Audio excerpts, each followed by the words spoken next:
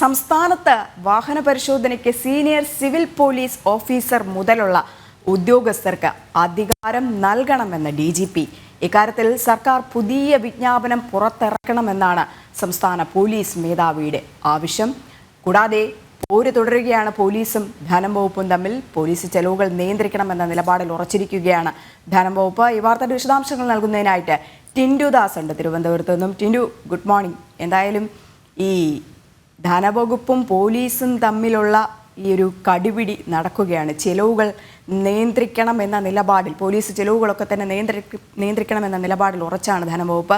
അപ്പോൾ പോലീസ് പറയുന്ന ഒരു കാര്യമുണ്ട്, ഇനി വരാൻ പോകുന്നത് ഈ തെരഞ്ഞെടുപ്പ് കാലമൊക്കെ തന്നെയാണ്. അപ്പോൾ ഒരുപാട് കാര്യങ്ങൾ അവർക്ക് ചെയ്യാനുണ്ട്, ഒരുപാട് പണം ആവശ്യമുണ്ട്. അതൊക്കെ തന്നെ നൽകണമെങ്കിൽ ധനവകുപ്പ് കനിയണം. പക്ഷേ ധനവകുപ്പ് പിടിച്ച പിടിയാലെ നിൽക്കുക തന്നെയാണ് നിലപാട്. ഇനി എന്തായിരിക്കും പോലീസ് ഇതുമായിട്ട് ബന്ധപ്പെട്ട് മുന്നോട്ട് പോകുന്നത്? ധനവകുപ്പിൻ്റെ ഇപ്പോഴത്തെ ഒരു നിലപാട് എങ്ങനെയാണ്?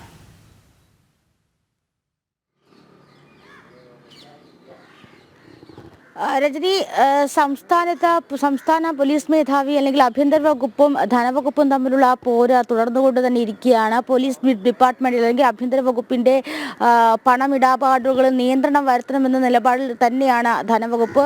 നമുക്കറിയാം, സംസ്ഥാനത്ത് പോലീസ് വാഹനങ്ങളിൽ ഇന്ധനം നിറയ്ക്കാൻ പോലും പണമില്ലാതെ ബുദ്ധിമുട്ടുന്ന അവസ്ഥയാണ്. പല പമ്പുകളിൽ, അതായത് ഇന്ധനം നിറയ്ക്കാനുള്ള SAP ക്യാമ്പ് ഉൾപ്പെടെയുള്ള പമ്പുകളിൽ നിന്ന് മുൻകൂർ പണം നൽകാതെ ഇനി ഇന്ധനം നൽകേണ്ട എന്നൊരു കടുത്ത തീരുമാനത്തിൽ വരെ പമ്പ് ഉടമകളൊക്കെ എത്തിയിരുന്നു. പക്ഷേ സംസ്ഥാനത്ത് ഈ തുടരെ ഉണ്ടാകുന്ന ധനപ്രതിസന്ധി കാര്യമായി തന്നെ ആഭ്യന്തര വകുപ്പിനെയും ബാധിച്ചിട്ടുണ്ടെന്ന് വേണം മനസ്സിലാക്കാൻ. അതോടൊപ്പം തന്നെ ചില പണമിടപാടുകളിൽ ധൂർത്ത് അധികമാണെന്ന് ധനവകുപ്പ്, അതായത് ആഭ്യന്തര വകുപ്പിൽ DGP ഉൾപ്പെടെയുള്ള ഉദ്യോഗസ്ഥർ പണമിടപാടുകളിൽ ധൂർത്ത് സ്ഥിരമാണെന്നുള്ള കാര്യം ധനവകുപ്പ് ആഭ്യന്തര വകുപ്പിന്റെ ശ്രദ്ധയിൽപ്പെടുത്തിയിരുന്നു. ആ ഒരു സാഹചര്യത്തിൽ കൂടെയാണ് പണമിടപാടുകൾ നിയന്ത്രിക്കാനുള്ള തീരുമാനത്തിലേക്ക് ആഭ്യന്തര വകുപ്പ് എത്തിയിട്ടുള്ളത്. നമുക്കറിയാം, ഞാൻ നേരത്തെ സൂചിപ്പിച്ചതുപോലെ തന്നെ ഇന്ധനം, അതുപോലെ തന്നെ പോലീസ് സംവിധാനങ്ങളുടെ മറ്റാവശ്യങ്ങൾ, അതോടൊപ്പം തന്നെ മറ്റ് സുരക്ഷാ സാധനങ്ങൾ വാങ്ങുന്നത്, അതോടൊപ്പം തന്നെ അവരുടെ മറ്റ് അലവൻസുകൾ തുടങ്ങിയ കാര്യങ്ങളിലെല്ലാം നിയന്ത്രണം ഏർപ്പെടുത്തിയേക്കാനാണ് സാധ്യത. അതോടൊപ്പം തന്നെ ഈ DGP ഇത്തരത്തിലുള്ള പണമിടപാടുകളിൽ അധിക ചിലവ് വരുത്തുന്നുണ്ടെന്നൊരു ആരോപണം അല്ലെങ്കിൽ അത്തരത്തിലുള്ളൊരു സംസാരം ധനവകുപ്പിന്റെ ഭാഗത്തു നിന്നും ഉണ്ടായിരുന്നു. ഇതേ തുടർന്നാണ് DGP ആഭ്യന്തര വകുപ്പിന് കത്ത് നൽകിയത്. ആഭ്യന്തര വകുപ്പും ധനവകുപ്പും നടത്തിയ കത്തിടപാടുകളിലൂടെയൊക്കെയുള്ള കാര്യങ്ങളൊക്കെയാണ് ഇത് വ്യക്തമാക്കുന്നത്. അപ്പോൾ നിലവിൽ സംസ്ഥാനത്ത് ധനവകുപ്പ് പല മേഖലകളിലും നിയന്ത്രണം ഏർപ്പെടുത്തുകയാണെന്ന് നമുക്ക് മനസ്സിലാക്കേണ്ടി വരും. പോലീസ് വകുപ്പിൽ മാത്രമല്ല, മറ്റെല്ലാ വകുപ്പിലും സമാനമായ രീതിയിൽ നിയന്ത്രണം ഏർപ്പെടുത്തിക്കൊണ്ടുള്ള നിലപാടിലേക്കാണ് ധനവകുപ്പ് കടക്കുന്നത്. കാരണം നമുക്കറിയാം, സംസ്ഥാനത്ത് കഴിഞ്ഞ മാസങ്ങളിലായി ഒരുപക്ഷെ കഴിഞ്ഞ വർഷങ്ങളിലൊക്കെയായി അതിരൂക്ഷമായ ഒരു ധനപ്രതിസന്ധിയാണ് നിലനിൽക്കുന്നത്.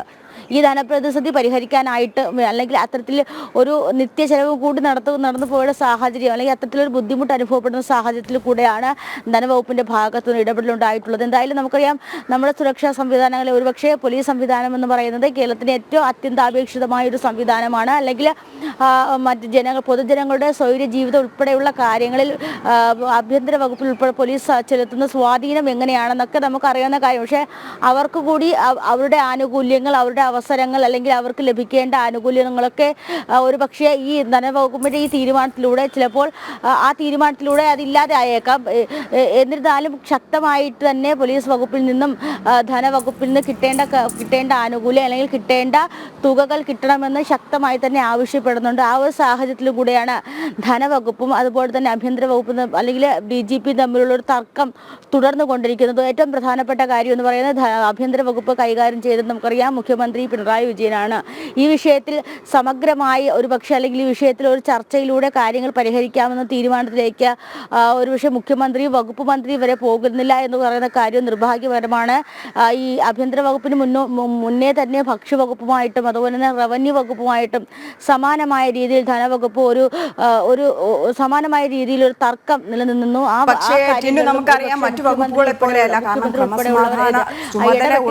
കാരണം വകുപ്പാണ് പോലീസ് എന്ന് പറയുന്നത്. അപ്പോൾ സംസ്ഥാനത്തിൻ്റെ അവരുടെ ആവശ്യങ്ങൾ, സംസ്ഥാനത്ത് അവർക്ക് ഒരുപാട് ആവശ്യങ്ങൾ നിറവേറ്റുവാൻ തന്നെയുണ്ട്. കാരണം എന്തെങ്കിലും ഒരു അത്യാവശ്യം വന്നാൽ പോലും നേരത്തെ ടിൻഡു പറഞ്ഞതുപോലെ ഒരു വാഹനം പോലും ഇല്ല അവർക്ക് പോകുവാൻ വേണ്ടി.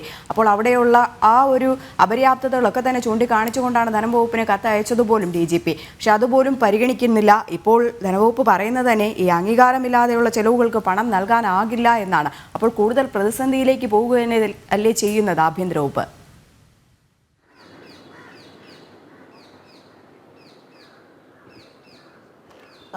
തീർച്ചയായും അങ്ങനെ തന്നെയാണ്. അതായത് രജനി സൂചിപ്പിച്ചതുപോലെ ക്രമസമാധാന ചുമതലയുള്ള ഉദ്യോഗസ്ഥർ, അവർക്ക് സുരക്ഷിതമായി സഞ്ചരിക്കാനുള്ള വാഹനം, ഒരു പക്ഷേ അവർക്ക് സുരക്ഷിതമായിട്ടുള്ള ജോലി ചെയ്യാനുള്ള സൗകര്യം, ഇതൊക്കെ ഒരു പക്ഷേ ഏറ്റവും നല്ല മികച്ച ഇൻഫ്രാസ്ട്രക്ചർ കൊടുത്താൽ മാത്രമേ, അല്ലെങ്കിൽ ഏറ്റവും മികച്ച സൗകര്യങ്ങൾ കൊടുത്താൽ മാത്രമേ ഒരു പക്ഷേ അവർക്ക് സുഗമമായി ജോലി ചെയ്യാൻ വരെ സാധിക്കുകയുള്ളൂ. അപ്പോൾ ഇത്തരം സാഹചര്യങ്ങളൊക്കെ അല്ലെങ്കിൽ ഇത്തരം സാഹചര്യങ്ങൾ ഇല്ലാതാക്കുന്നത് ഒരു പക്ഷേ ധനവകുപ്പിൻ്റെ ഒരു ഇടപെടൽ കൊണ്ട് തന്നെയാകാം. ഭരണാനുമതി ഇല്ലാതെ അധികമായി തുക DGP ചെലവാക്കുന്നു എന്നാണ് ധനവകുപ്പിൽ നിന്നുണ്ടായിരുന്ന ഒരു ആരോപണം.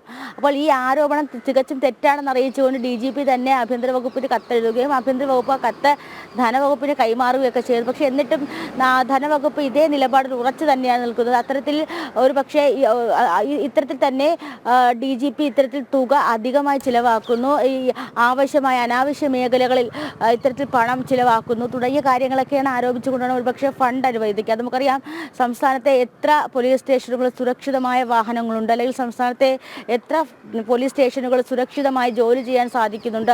അതൊക്കെ ഈ ഘട്ടങ്ങളിൽ ചർച്ച ചെയ്യേണ്ട കാര്യം. ഒരുപക്ഷെ ധനവകുപ്പിൻ്റെ കയ്യിൽ നിന്നും അല്ലെങ്കിൽ സർക്കാർ ഇതുമായി ബന്ധപ്പെട്ട് നൽകേണ്ട തുകയെങ്കിലും നൽകുകയാണെങ്കിൽ അവർക്ക് ആവശ്യമുള്ള സൗകര്യം ഉണ്ടാക്കിയെടുക്കുകയും ഏറ്റവും കുറഞ്ഞത് വാഹനങ്ങളിൽ ഇന്ധനം നിറയ്ക്കുകയെങ്കിലും ചെയ്യാം. പക്ഷേ അത്തരത്തിലുള്ളൊരു ഗുരുതര സാഹചര്യത്തിലൂടെ കടന്നു പോകുമ്പോഴാണ് ധനവകുപ്പിൻ്റെ ഭാഗത്തു നിന്നും ഇങ്ങനൊരു ഇടപെടലുണ്ടായിട്ടുള്ള സർവ്വ മേഖലകളിലെയും സാമ്പത്തിക ബാധ്യതയും ഒരുപക്ഷെ സർവ്വ മേഖലയിലെയും രൂക്ഷ ധനപ്രതിസന്ധി ഒരുപക്ഷെ ആഭ്യന്തര വകുപ്പിനെയും ബാധിച്ചിരിക്കുകയാണെന്ന് നമുക്ക് പറയേണ്ടി വരും. ഒരുപക്ഷെ ഈ പോലീസ് നേരിടുന്ന ഇത്തരം പ്രശ്നങ്ങൾ കൂടുതലും വാർത്തയാകുന്നതിൻ്റെ ചുരുക്കമാണെന്ന് വേണ്ടി നമുക്ക് മനസ്സിലാക്കണം. അപ്പോൾ ഏതൊക്കെ മേഖലകളാണ് അവർക്ക് ഇനിയും ഒരുപക്ഷെ സാമ്പത്തിക ആവശ്യമുള്ളത്, ആ ഒരു ആവശ്യം കൂടി ഇനി ഒരുപക്ഷെ പറയാൻ പറ്റാത്തൊരു. ശരി ടിൻഡു, എന്തായാലും ലോ ആൻഡ് ഓർഡർ കേരളത്തിൽ വളരെ കൃത്യമായിട്ട് പോകുന്നു എന്ന് പറയുന്ന പിണറായിയുടെ കീഴിലുള്ള ആഭ്യന്തര വകുപ്പിനാണ് ഇങ്ങനെ പിഴകളൊക്കെ തന്നെ സംഭവിക്കുന്നത്. എന്തായാലും ധനവകുപ്പ് ഇതിൽ കൃത്യമായ ഇടപെടലുകൾ നടത്തണം. കാരണം ഇനിയും വരാൻ പോകുന്ന തെരഞ്ഞെടുപ്പ് കാലമൊക്കെയാണ്, അതിന് ആവശ്യകതകൾ കൂടുതലാണ്, കൂടുതൽ വാഹനങ്ങൾ പോലീസിന് വേണ്ടി വരും. എന്നാൽ മാത്രമേ